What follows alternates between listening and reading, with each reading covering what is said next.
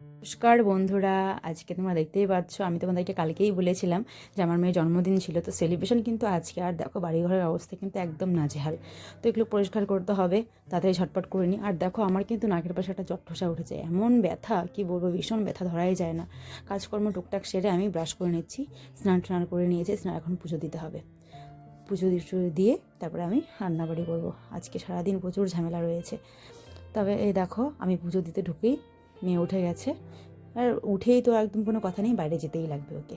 এই পাশে কাকি চলে এসছে, ওকে বাইরে নিয়ে যাবে এখন। আর দেখো আমাদের বাড়িতে কিন্তু ত্রিপাল টিপাল টাঙানো হয়ে গেছে, চেয়ার টেবিল সব আনা হয়ে গেছে ওর জন্মদিনের জন্য। আর আমাদের সকালে খাওয়ার হয়ে গিয়েছে, আজকে আর খাওয়ার ভিডিও দেখালাম না। আর মেয়েকে দেখো, মেয়ে কিন্তু তুতুর তুতুর করতেই আছে, একদম স্থির নেই, বারবার পড়ে যায়, হাঁটাহাঁটি করে, দৌড়াদৌড়ি করে, ভীষণ দুষ্টু আর খুবই খুশি, এত খুশি।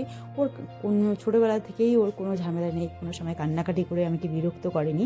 হ্যাঁ, একটাই শুধু বিরক্ত করে, ওর ঘুম নিয়ে। ও ঘুমোতে চায় না, ওকে যখনই বলো ওকে আমাকে মানে দুলিয়ে দুলিয়ে ঘুম পাড়াতে হবে, সকালে বিকালে রাত্রে। ওই ঘুমটার জন্যই মেন সমস্যা, তাছাড়াও আমাকে কোনো কিছুতেই বিরক্ত করেনি।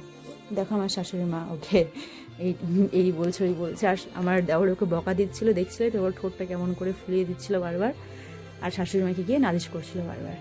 দেখো ওর জন্মদিনের আয়োজন কিন্তু প্রায় শুরু হয়ে গেছে, সবজি কাটাকাটি সব শুরু হয়ে গেছে। আর আমি ওদিকে একদমই যাইনি, আমার সারাদিন ঘরে ওকে সামলানো, এগুলো করতে করতে দিন চলে গেছে।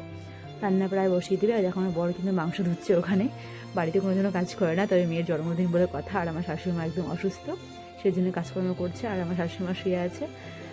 আর বেলুন ফুলানোর আয়োজন হচ্ছে। আর এটা কিন্তু আমার বরের বন্ধু আশিসদা, এই কিন্তু রান্নাবাড়ি খুব ভালো করে, আর রান্নার লোকও দেয় বিয়ে বাড়িতে। যদি কোনো অনুষ্ঠানে আপনাদের দরকার হয় তা আপনারা আমার সাথে যোগাযোগ করতে পারেন।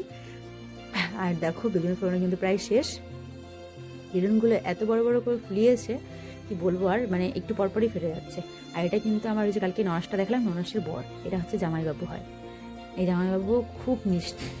তো আমি দেখো আমি কোনো রকম সেজেগুজে নিয়েছি, কারণ জানি আমি পরে আর সাজতে পারবো না। আর দেখো আমার দেওর, কাকু, কোয়েল, এরা সবাই কিন্তু ঘরটাকে বেশ সাজিয়েছে কোনো রকম করে।